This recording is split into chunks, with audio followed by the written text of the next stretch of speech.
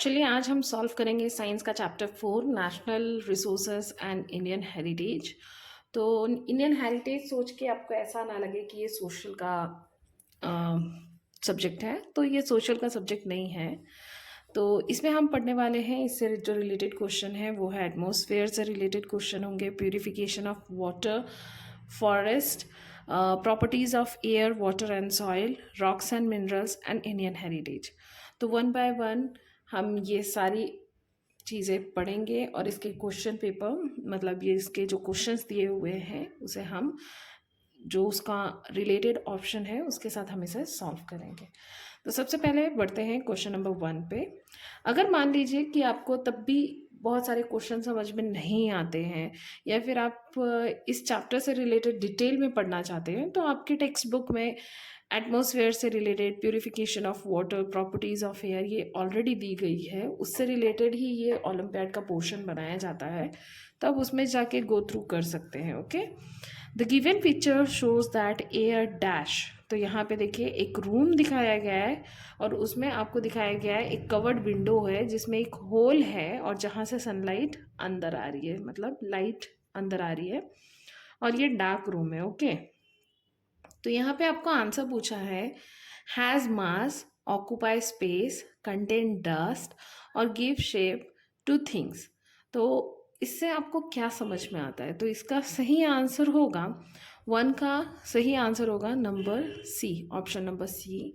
Because कैसे है, जहाँ पे लाइट होती है वहाँ पे डस्ट पार्टिकल, वो कंटेन डस्ट रहती है, डस्ट पार्टिकल आप देख सकते हैं।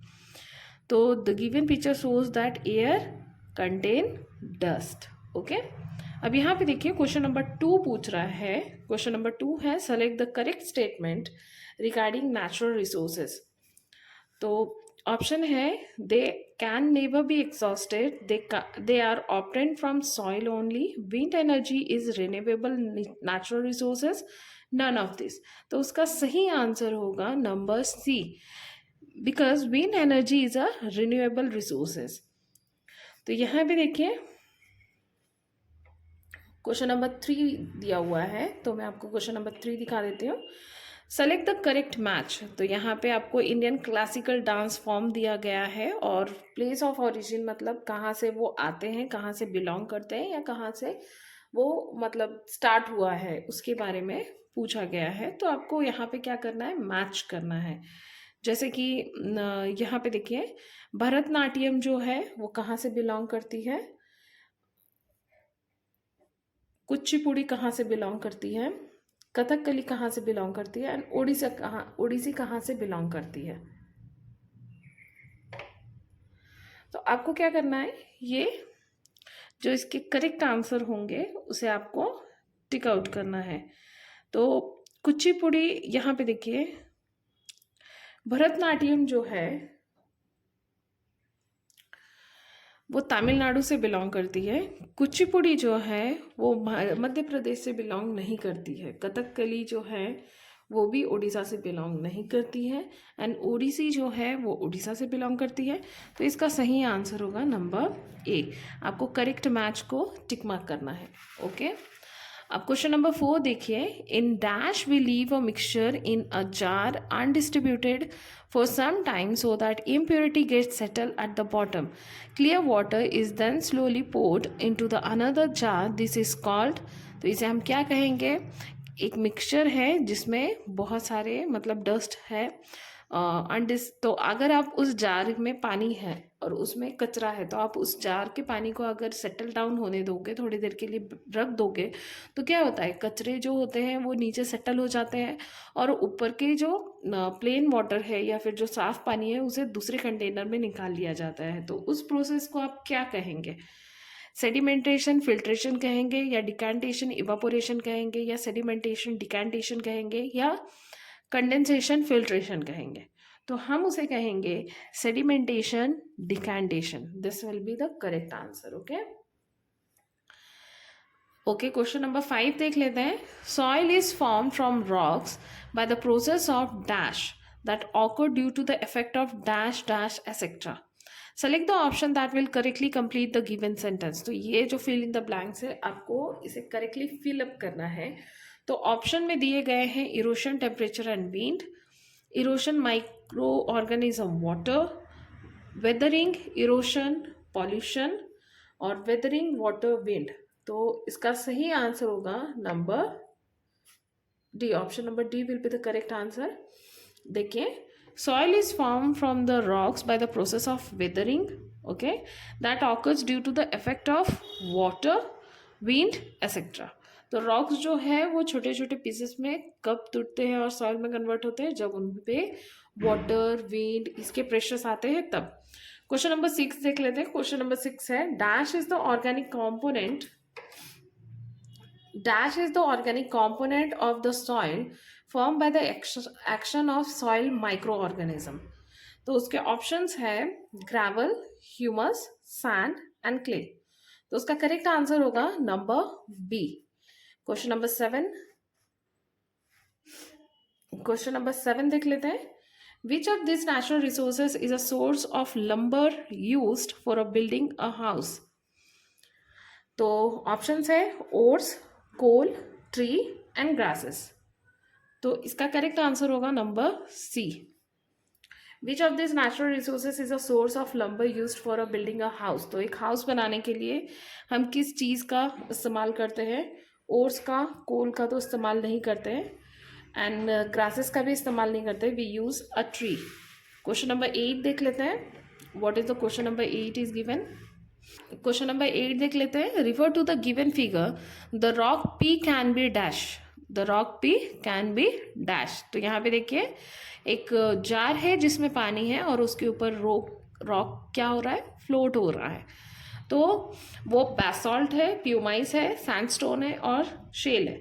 तो प्यूमाइस जो होती है, आपने प्यूमाइस पत्थर देखा होगा, उसमें छोटे छोटे छोटे छोटे छेद होते हैं एंड वो बहुत लाइट होता है और वो वाटर में फ्लोट करता है। तो क्वेश्चन नंबर 9 देख लेते हैं। Nidhi pushed the plunger of syringe completely and dipped its needle in water, then slowly pulled the slowly pulled the plunger while its needle was still immersed in water. Select the correct statement regarding this। तो क्या बोल रहा है? निधि जो है, निधि ने क्या किया है? एक सिरिंज लिया है और उसे वाटर में डिप किया है उसके नीडल को, और पीछे की तरफ खींच रही है, मतलब वो जो पीछे की तरफ का जो प्लास्टिक का ट्यूब होता है उसे वो खींच रही है। तो क्या होने की संभावना है? Water will move in the syringe when she pushed the plunger down due to the air pressure. When she pushes the plunger down, all the air moved out creating an empty space in syringe, और air outside the syringe exert pressure on water causing it to move in when the plugger is pulled up। और number D, both B and C. तो इसका correct answer होगा number D, क्योंकि जब वो syringe को अंदर की तरफ, बाहर की तरफ खींचेगी तो उसमें क्या होगा? उसमें प्रेशर बनेगा जिसकी वजह से वाटर जो है वो अंदर की तरफ आएगा। ओके, क्वेश्चन नंबर 10 देख लेते हैं। Which of the following statement is correct. कौन सा स्टेटमेंट करेक्ट है, हमें उसे टिक मार्क करना है। Coal is the most abundant fossil fuel on earth. Silica is an example of metallic mineral. Gneiss is a sedimentary rock formed from the conglomerate. Option number D. Shale is a hard and heavy volcanic rock formed due to quick cooling down of lava. तो इसका सही answer होगा option number A, because coal is the most abundant fossil fuel on the earth. ठीक है। Study the given figure carefully. What will happen to the water level in the tube when air is sucked out of the glass? तो air जब सक्ट out हो जाएगा glass से, तो यहाँ पे इस टब में क्या होगा? वाटर लेवल राइज होगा या नहीं होगा? तो इसके बारे में पूछा जा रहा है। तो यहाँ पे एक स्ट्रॉ लगाया गया है जो ग्लास से कनेक्ट है। तो यहाँ पे देखिए ग्लास के अंदर एयर है, ओके, वह यहाँ पे स्ट्रॉ लगाया गया है, ये टब और वाटर। तो वाटर लेवल राइज होगा कि नहीं, इसके बारे में पूछा जा रहा है। Water level in the tub will go down, water level in the tub will rise, bubbles will appear in the tub, water level in the tub will remain the same. तो आपको क्या लगता है इसका सही आंसर क्या होगा? तो water level in the tub will go down will be the correct answer. Okay, तो चलिए क्वेश्चन नंबर 12 देख लेते हैं। Refer to the given figure and select the incorrect option regarding it. तो ये फिगर आप देख सकते हैं, ये मॉन्यूमेंट है जो उड़ीसा में स्थायिक है और इसे आप सन टेम्पल के नाम से जानते हैं। तो आपको जो इनकरेक्ट ऑप्शन है उसे सेलेक्ट करना है। Entrance of this monument is guarded by 2 elephant, each of which is shown crushing a lion. तो एंट्रेंस में 2 एलिफेंट है इस मॉन्यूमेंट के, और जिसमें ये दिखाया गया है कि वो एलिफेंट जो है वो लायन को क्रश कर रहे हैं अपने पैरों के नीचे। Number B, the monument is use to tell the time. जो मॉन्यूमेंट है वो आपको टाइम बताता है। Number C, the monument is design in the form of chariot of the sun god. तो ये जो मॉन्यूमेंट है इस तरीके से डिजाइन किया गया है ताकि ये दर्शाया जाए कि ये भगवान सूर्य के चैरियट है, मतलब रथ है। तो both A and B, which one is incorrect? So number A is incorrect. Entrance of this monument is guarded by 2 elephant, ऐसा नहीं है। Each of which is shown crushing a lion, ये इनकरेक्ट स्टेटमेंट है। Question number 13 में move on करते हैं। Question number 13 में बोला है सेलेक्ट द करेक्ट स्टेटमेंट। तो इसमें जो करेक्ट स्टेटमेंट होगा उसे हमें टिक आउट करना है। Okay, forest control floods and landslide, so this is correct. Point 2 है गौरा देवी, सुंदर जल and Bahuguna and Chandi Prasad Bhatt are famous leader of Chipko movement, so this is also correct. Question number 3 है चिपको मूवमेंट के ये सारे फेमस लीडर थे, तो दिस इज करेक्ट। शिफिन in Kerala, Sarnas in Odisha and Devrai in Rajasthan are some example of sacred groves in India. तो ये जो है ये गलत है। Deforestation lead to the global warming, right है। ट्रीज के ज़्यादा कटने की वजह से ग्लोबल वार्मिंग जो है वो रेज हो चुका है। तो इसका सही ऑप्शन होगा 1, 2 एंड 4 इज करेक्ट। तो ये ऑप्शन बी में दिया हुआ है, so option B is the correct. Okay, question number 14 देख लेते हैं। What is given in question number 14? Select the option that groups rock of 2 different kind as shown in the box. तो basalt, gneiss, pumice, obsidian, conglomerate, limestone, slate, marble, obsidian, quartzite. तो इसका सही answer होगा obsidian, quartzite. Okay, अब यहाँ पे देखो select the correct statement out of the following. तो इसमें जो करेक्ट स्टेटमेंट होगा उसे आपको टिक मार्क करना है। Sandy soil needs regular addition of fertiliser as it hold a large amount of water. नहीं, ये इनकरेक्ट है। सैंडी सॉइल में ज़्यादातर वाटर रिटेन हो जाता है, बिकॉज वाटर तो उसमें रहेगा ही नहीं। अगर आप बालू में पानी डालोगे तो थोड़ी रहेगा पानी। तो अब यहाँ पे loamy soil has a good qualities of both sandy and clayey soil and this is most suitable for pottery. No, अगर आपको पॉटरी करनी है, मतलब आपको अगर मिट्टी का बर्तन बनाना है तो उसके लिए आपको क्लेई सॉइल लगती है, लूमी सॉइल नहीं लगती है। चलिए दूसरा ऑप्शन देख लेते हैं। Okay, clay soil develop cracks in hot weather causing harm to the roots of plant, thus is not suitable for agriculture। तो ये राइट है। क्लेई सॉइल जो होती है उसमें क्रैक्स आ जाते हैं इन अ हॉट वेदर, फटाफटा सा हो जाता है, जिसकी वजह से वो सुइटेबल नहीं है एग्रीकल्चर के लिए। तो इसका सही आंसर ये है। चलो 4th भी पढ़ लेते हैं। The water holding capacity is highest in clayey soil and lowest in loamy soil. No, ये पूरा उल्टा दिया गया है, so this is the correct one. Okay, चलिए हम एचिवा सेक्शन देख लेते हैं, जिसे हम हॉट्स भी कहते हैं। तो इसमें टोटली आपको 1 2 3 4 5 क्वेश्चन दिए गए हैं। तो चलिए देख लेते हैं। Sanaya performed an experiment in which she took 4 beakers containing different amount of water at different temperature. Different amount of water in different temperature. She added equal amount of salt into each beaker. तो सनाया ने एक experiment किया है जिसमें उसने 4 beaker लिया है, जिसमें डिफरेंट अमाउंट ऑफ वाटर है, किसी में कम किसी में ज़्यादा, लेकिन उसमें सब में उसने इक्वल अमाउंट ऑफ सॉल्ट डाला है। तो यहाँ पे देखिए बीकर 1 में बहुत कम पानी है, बीकर 2 में 100 ml पानी है, बीकर 3 में 150 ml पानी है, एंड बीकर 4 में भी 150 ml ही पानी है। अब इसे अलग अलग टेम्परेचर में उसने गर्म किया है, 25 degree Celsius, 80 degree Celsius, 50 degree Celsius and 80 degree Celsius. Identify the beaker in which salt will take the shortest time to dissolve.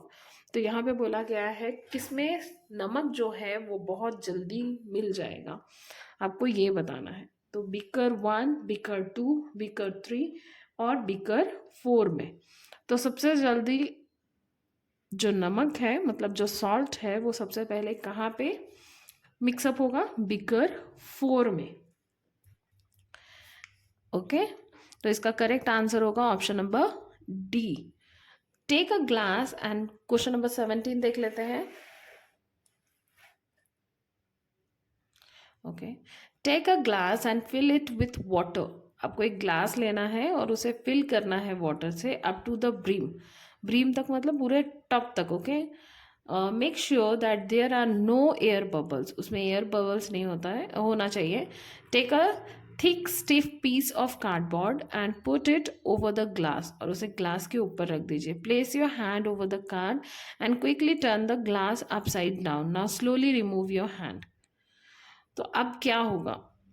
Glass को देखिए, आपको ग्लास फिल करना है और इस तरीके से ऊपर कार्डबोर्ड रखना है और फिर उसे हाथ से दबाना है और उसे उल्टा कर देना है। उसे उल्टा करके हाथ आपको निकाल लेना है वहाँ पे।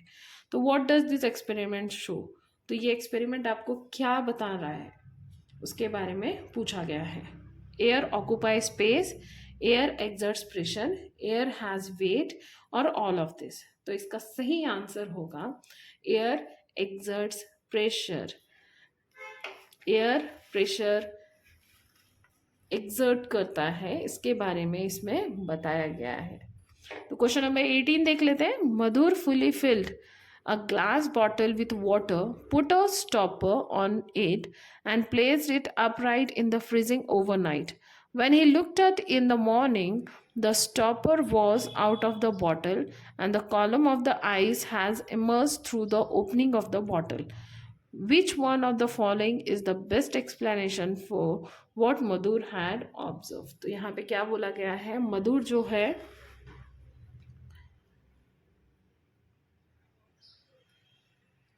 तो यहाँ पे क्या बोला गया है? मधुर जो है उसने एक ग्लास बॉटल लिया है, उसने क्या किया है? उसे वाटर भरा है and put a stopper on it and placed it upright in the freezer.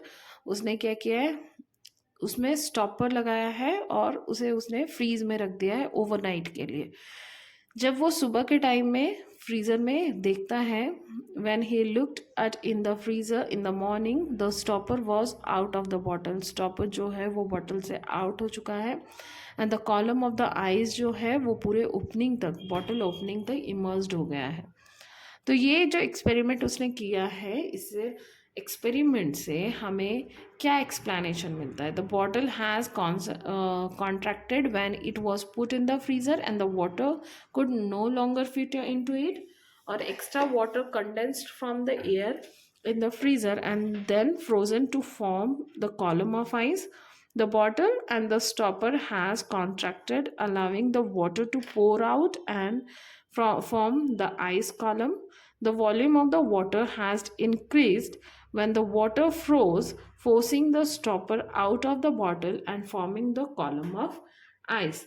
तो इसका सही आंसर होगा ऑप्शन नंबर डी, क्योंकि the volume of water has increased, water की वॉल्यूम इंक्रीज होने की वजह से क्या हुआ है, बॉटल में फोर्सिंग की वजह से जो स्टॉपर है वो बाहर गिर गया, stopper out of the bottle and forming the column of ice.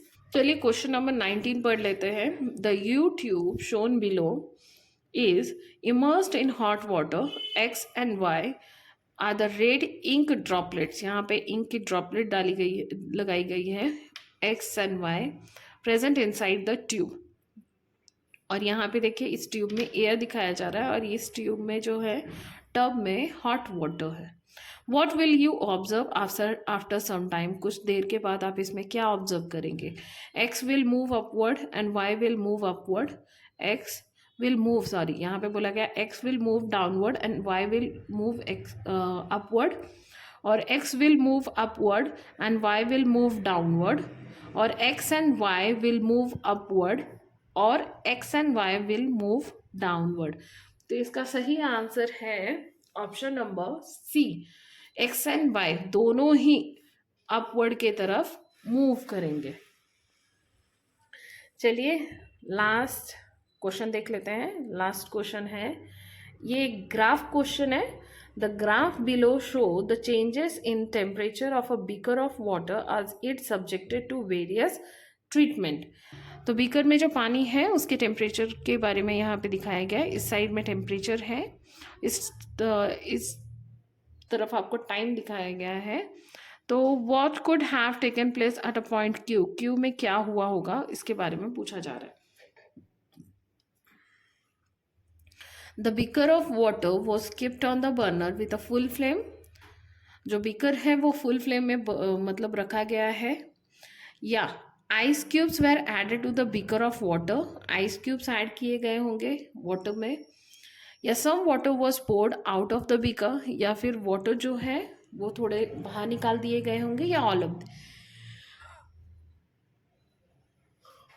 तो हम सबको पता है टेम्परेचर में राइज हो रही है और वहाँ उस मोमेंट पे अगर कुछ ऑपोजिट चीज़ों को ऐड किया जाएगा तो क्या हो जाएगा, टेम्परेचर जो है वो नीचे की तरफ आएगा, फिर उसके बाद वो मिक्सअप होने के बाद ऊपर की तरफ जाएगा।